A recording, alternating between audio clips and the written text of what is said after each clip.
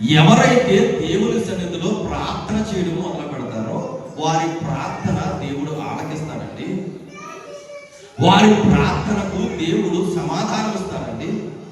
దేవుని మందిరాన్ని ఈ రోజున చులకన భావంతో చూసే విధానాన్ని విడిచిపెట్టేద్దాం.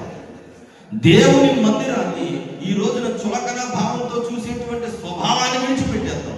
దేవుని మందిరానికి వెళ్ళాలి అని అంటే సమయం గడిచిపోతుందేమో అనే కలవరం ఉండాలి తప్ప ఏమండి ముగింపు ప్రార్థనకి వెళ్దాంలే. కొన్ని సంఘాల్లో పరిస్థితి ఎలా ఉందని అంటే ఏమండి కొంతమంది ఏమో పాటలు అయ్యాక వెళదాంలే, కొంతమంది ఏమో ఆరాధన అయ్యాక వెళదాంలే, మరి కొంతమంది ఏమో వాక్యం అయ్యాక వెళదాంలే. వాక్యం అయిపోయిన తర్వాత ఇంకేం వెళ్తాం, ఇల్లు ఉపయోగం.